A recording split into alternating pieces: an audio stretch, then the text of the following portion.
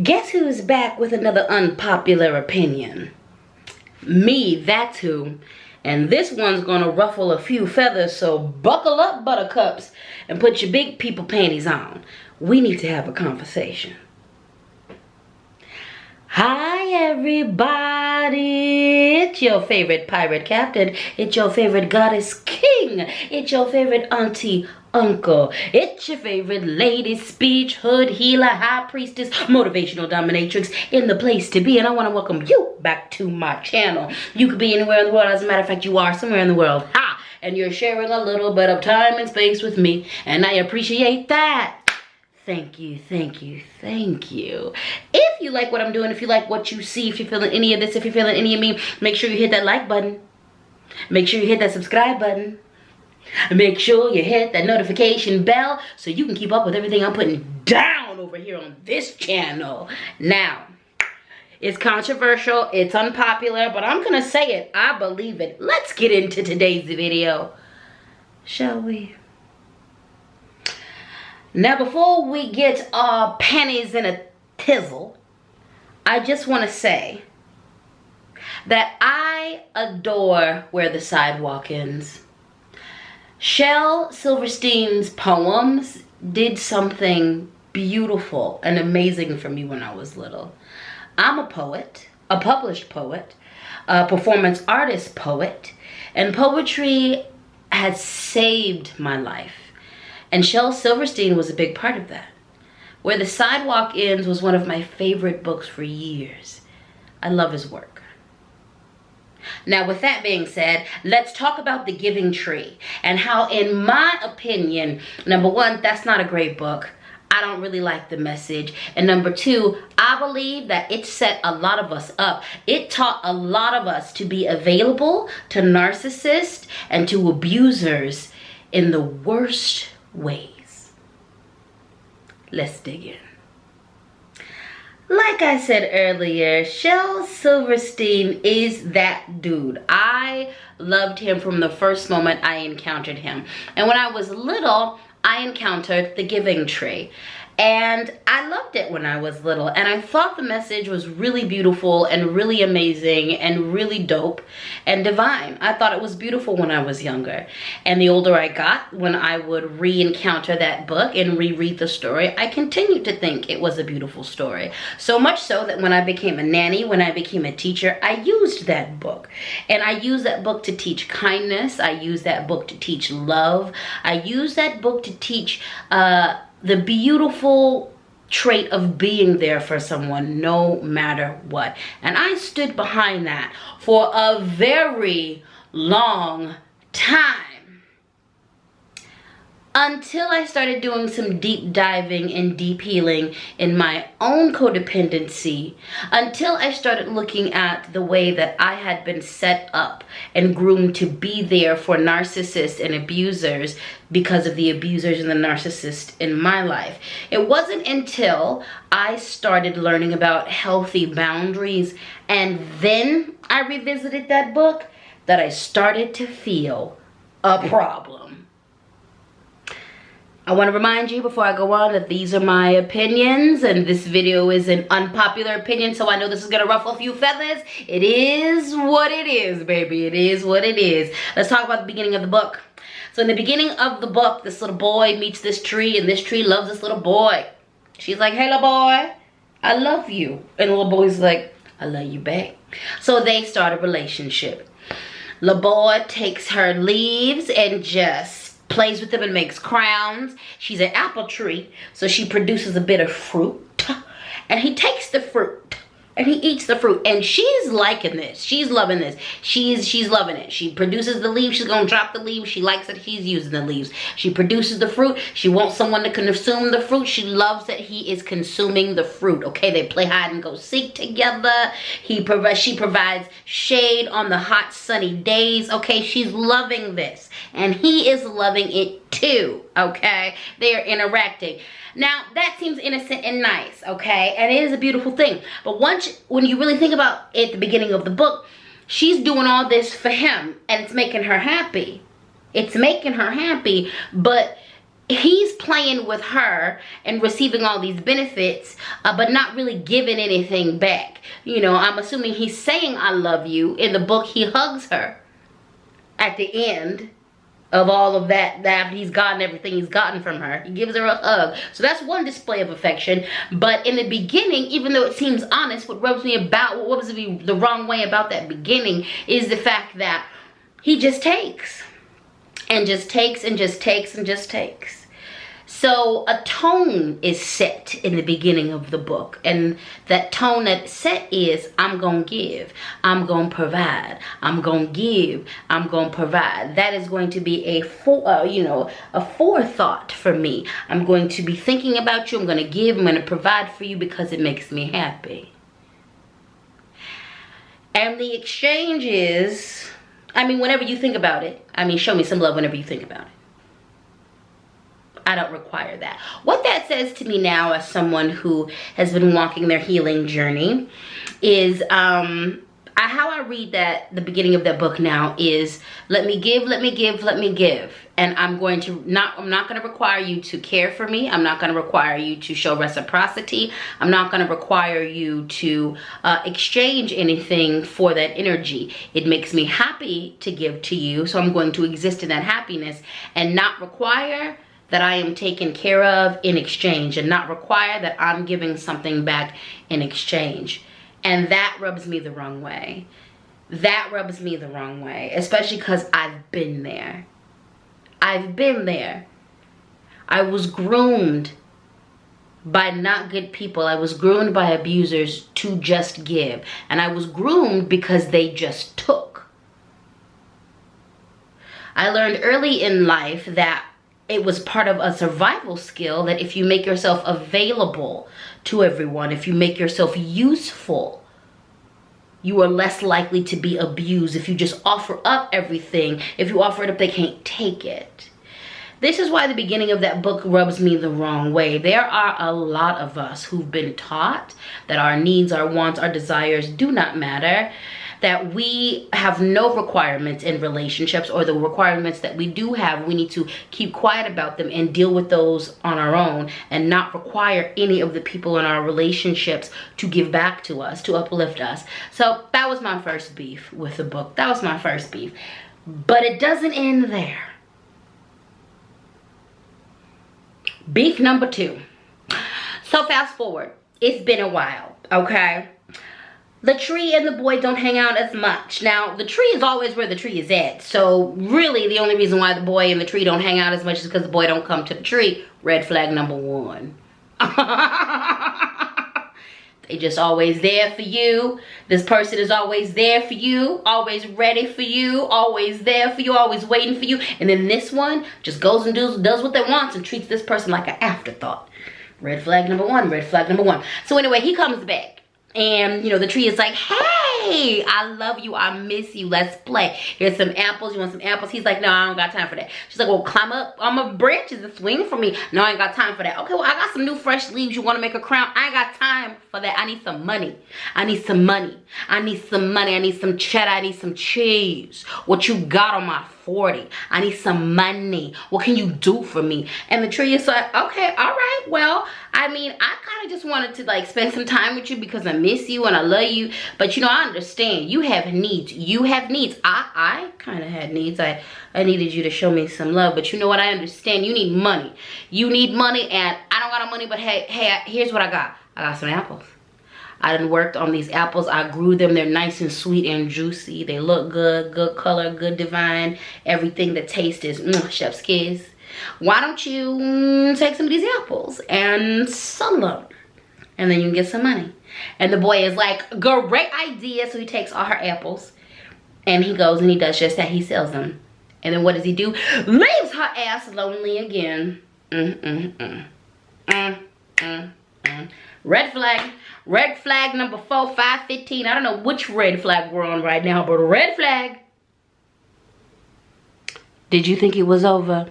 Because it's not over. Because it's not. Because it's not. So he leaves her alone by herself for a long time. Again, just don't come visit her. Don't come say what's up. Don't come back and say, I made a bunch of money from them apples. Here's a little bit of money. I got you some fertilizer. Girl, you hooked me up. Nothing. Nothing. He comes back again. Does he come to visit her? He does to come to visit her, but does he come to just say hi? No. Is the visit to catch up? No. Is the visit to just like tell him how he's doing and like check in on her? No. The visit is to be like, so I need something. But before he even gets to that, she opens up, she sees him, she's like, oh my God, I love you, I miss you, it's been so long, thanks for coming to see me. You want to get some apples? He's like, no, I ain't got time for that. You want to try and climb up my tree and swing from my branches? He's like, no, I ain't got time for that. You want to sit under the shade? He's like, no, I ain't got time for that. She's like, well, what the hell are you here for? And so he's like, well, I want a wife, I want a house, I want some kids, and I ain't got no house. And she's like, well, I don't need a house, I live in the forest is my house. And he looking at her like, and she looking at him like, and he looking at her like, and she's looking at him like, and he's looking at her like, so she's like, why don't you take my branches and build a house? See, I don't like this. And this is where we start taking a turn in this book, okay? At this point in the game, what this teaches us is, and what we are being taught, in my opinion, by this book, is that you always need to wait for someone. You need to, your life is not your own. Your life is not your own to explore. Your life is not your own to just go to different places, to do what you want with it. You are to wait. You are to wait. You are to wait. And I have a problem with this because a lot of people who grow up under narcissists, under abusers, are taught this. They are taught that their needs don't matter. They're taught to always be available for their abusers, for narcissists, for people who are going to take advantage of them. And the tree just waits. When this guy comes back to the tree, he's never pouring into her. He's never thanking her for what she did in the past. He's never making it up to her. He's never pouring back into her. But she is considered the ride or die. The old faithful, just wait, just wait, just wait, just wait, just wait. Just put your needs on hold. Do not ever speak your needs to him. Do not ever speak your wants to him. You know, after each of these actions, one of the taglines in the book is, and the tree is happy, or she is happy. And it's, when I was little, I was like, the message was, oh, you get so much love and goodness when you give. And that's a good lesson. That is a true lesson, actually. I love giving to people. When it comes from my heart, when I enjoy them, I love giving to people. It does make you feel really good. It does. But as an adult, the tree needs to be, I know a tree needs water. I know a tree needs nutrients. I know the tree needs air. I know it needs good energy. I know it needs more than what that boy is given to that tree. And that tree never says to that boy, I need these things. Can you contribute to these things? This tree cares so deeply for this child, for this boy, for this man. This tree has cared for this person for so long, has taken care of them, has loved them, and was taught that they don't, this kid, this child, this man, this person doesn't need to give no love back to them when they are literally giving up their branches. How many of you, how many of us have cut a part of ourselves off in order to feed someone, in order to help someone? How many of us gave our last $20 when we didn't have it to give and we couldn't, and then that person we gave it to you went and screwed us over or did something frivolous or not the truth with that money? How many of us have been taught to cut our noses off, to cut our tongues off, to cut our lips off to feed someone who isn't grateful, who doesn't show reciprocity? How many of us have been taught to run across the street to help a person who wouldn't even look at us on a happy day, on a regular day? A lot of us have been taught that. And in my opinion, this book contributed to that for a lot of us. Like I said, I adore Shel Silverstein's writing, and those poetry books will always have a special place in my heart. You know, they'll always have a special place in my heart.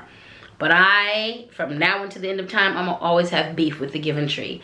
I'm gonna always have beef with the Given Tree because I really feel like it set a lot of us up. It taught a lot of narcissists how to be narcissists. And it taught a lot of narcissists how to pinpoint a victim, how to pinpoint an empath, how to spotlight a victim. And I don't like it. I don't like it. So the next part of the book, I mean, to me, it just gets worse. It just gets worse and worse and sadder and sadder. So the next part of the book, of course, what he do, he leave, and he leave for a long ass time. He don't visit, he don't send a pigeon, he don't send nothing, he just goes, okay? So he leave and then he come back, of course, because they always come back, because they always come the hell back. So he come back, and she like happy. She like, oh goodness, here you are, I love you. He old as hell now. But she's like, I love you, it's been so long, come and play with me, come and talk with me. And he's like, let me just get straight to the point. I don't like it here, I'm done with life, I don't want to be here no more, I want to get away. What can you do about that? I just came to tell you, literally he came to tell her, I just came to tell you that I want to get as far away from you and everybody else as possible. And how will you, the being that has loved me so unconditionally, so thoroughly, so wonderfully, and I have not poured anything back into you, how will you help me to leave you and everybody else? What the hell? That is the most messed up message in the book, in my opinion. What the heck? He really was like, I just came to tell you. She's like, hey, I miss you. Yeah. I just came to tell you that I'm leaving. I don't like you or anything else here. And I'm going to need you to help me leave you and everything else here. That's messed up. So she's like, well, I mean, you took my apples. You took my branches. I ain't got no leaves. I really ain't got them but this trunk. But like, the trunk is thick and wide. And it's big enough to make a boat. So cut me. Cut me down. In all of my magnificence and glory. Cut me. Cut me down and make a boat. So that you can escape me. And everybody else.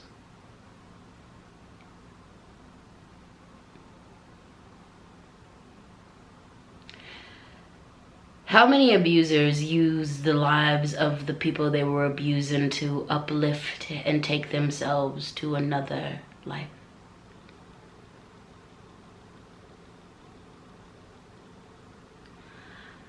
This is the nail in the coffin for me as to why I don't like this book. The symbolism of this tree shaving parts of itself off for years in order to please, in order to make this boy happy. Every time meeting this boy's needs, making this boy happy. And not even at the end does this boy realize the gifts he's been given. This child doesn't understand the beauty that they've been offered. This child hasn't been taught, hasn't been told, hasn't been groomed, hasn't been trained to give back. This man has been taught that this tree was there for it and it alone. That this tree has no sovereignty, has no anything outside of wanting to please this boy. The very symbol of a tree is the trunk. And then the tree offers that up. When I was little, I thought this was noble. I thought this was divine. I thought this was the definition of love. And now I see that no. This is not healthy love.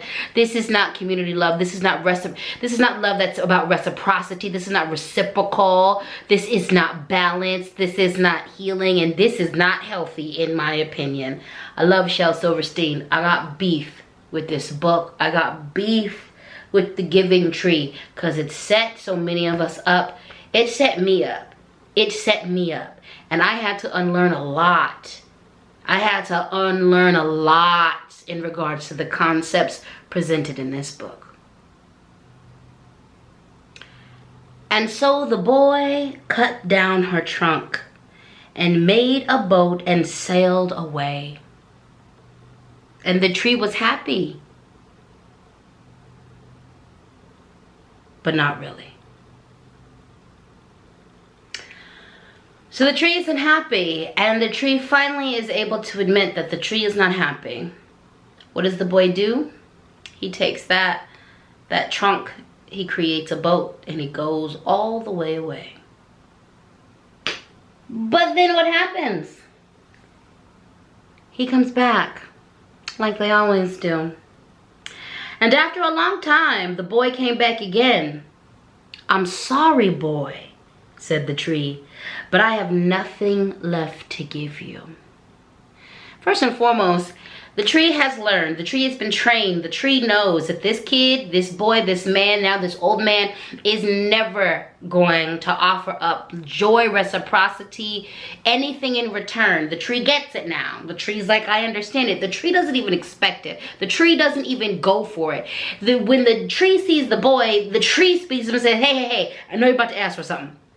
I know you're about to ask for something. I know you're about to have to ask for something. So I ain't got no more apples. I ain't got no more leaves. I ain't got no more branches. Ain't no shade. Ain't no food. Ain't no nothing. You can't even lean against me. I don't have nothing to give you. I'm sorry.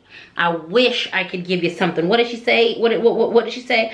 I wish that I could give you something, but I have nothing left. I'm just an old stump. I'm sorry. I wish I could give you something, but I have nothing left. I'm not even acknowledging that you took my everything. The tree has nothing left because the boy took it all. The boy wasn't even thinking about his own future and the fact that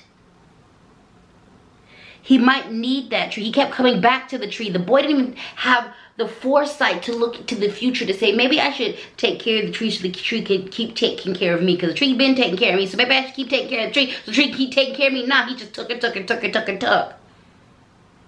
Red flags everywhere, red flags everywhere, red flags everywhere. So the boy, now an old man, is like, you know what? I really don't need too much, because you done taken everything from her. I'm just old and tired now. I just need a place to sit and rest. So then the tree pulls itself up to its fullest, stumpiest height. Because remember, it's just a stump at this point in the game. Pulls itself up and is like, come on and rest on me. And you know what? The boy did. The man did. He set his behind down. He set his sorry behind, in my opinion, down and rested. And the moral of the story is, they will take if you keep giving. They will take, they will take, they will take. They will take, they will take if you keep giving, if you keep making yourself available for the narcissist, for the abuser. They'll just keep taking from you. They'll take your money, they'll take your car, they'll eat up all the food in your pantry. They will run up your light bill. They will watch all your cable and not pay for any of it. Do you hear me? Do you hear me? Do you hear me? They will max out that credit card. They will drive your car all day and not put no lick of gas in it. They will just take if you let them. Don't be the giving tree, in my opinion. Don't be the giving tree, in my opinion. And if you're going to read this book to kids, read it in a different way. Talk about red flags, okay? Go through the book and mark it up with red flags on every other page. Red flags on every other page. Red flags. Red flags, because good God, at every turn, again, it is my opinion that this book taught some narcissists how to be narcissists. It is my opinion that this book taught narcissists how to mark empaths and people who were vulnerable. And it is my opinion that people who are automatically empathic, people who are automatically soft-hearted, people who have been coddled from the world a lot and not had a lot of bad things happen to them early in life, I really feel like this book does not prepare them for the bad people, for the ugly people, for the people who are just gonna take advantage of you. I really feel like this book set us up for failure in a lot of cases. Again, I love Shel Silverstein, and Where the Sidewalk Ends is never gonna come off of my shelf. That book was safety for me, and it was safety for me, and y'all just don't know how I escaped into that book. And like how Shel's writing when I was encountering that when I was little did some of the most amazing things for my imagination, and I will be forever grateful for that. But I do feel like The Giving Tree set us up in all the wrong ways, and that's it, and that's that on that. That's my unpopular opinion. Again, I know some of you are gonna be like, whoa, mind blown, never even thought about that from that perspective. Some of you are gonna be like, that tracks, that hits, and some of you are gonna be like, no, you're evil. That book was about unconditional love, and that's all it's about. I know I ruffled a few feathers, but it is what it is. I said what I said, and I meant it, and I meant it. And that's that on that. If you made it to the end of this video, gold star for you. Gold star for you.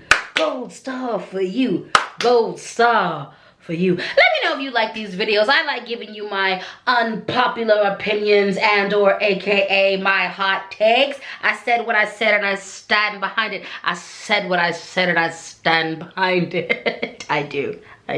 And on that note, I don't want to take up all your time. I just want to take up a little bit of your time. Just a teensy weensy bit of your time, that's it. And now that I've taken up a little bit of your time, my mission has been accomplished. So you can go. But before you do, make sure you hit the like button. Make sure you hit the subscribe button. Make sure you hit the notifications bell to keep up with all my shenanigans and happenings and goings downs and things. Also, join. Come on over and join the Sugar Honey Dumpling crew. You can now join my channel. Yes, there are memberships. We're doing members only chats. We're doing members only videos. We're doing members only polls. And depending on where and how you sign up, you can also influence my content. Now, I'm gonna let you guys go. You have a good morning, a good afternoon, a good evening, a good middle of the night. You have a good week, a good month, a good moment, a good hour, a good year, a good decade, a good life. You have a good whenever you're encountering this video. And I love you. I live you. And I thank you. Just in case no one hasn't told you today, you've got a great booty. I mean it. Your caboose is wonderful. If you got a trapezoid booty, that's a beautiful trapezoid booty. If you got a small booty, that's a beautiful booty. If you got a big booty, that's beautiful. You got a beautiful caboose, baby. If you got a flat booty, you got a beautiful caboose, baby. Love whatever you got back there. Love whatever you got back there. Love whatever you got back there. And on that note, I'm going to see all of you sugar honey dumplings in the next video. God, Goddess, Orisha, Loa, Universe, and Ancestors willing. Mwah. Peace.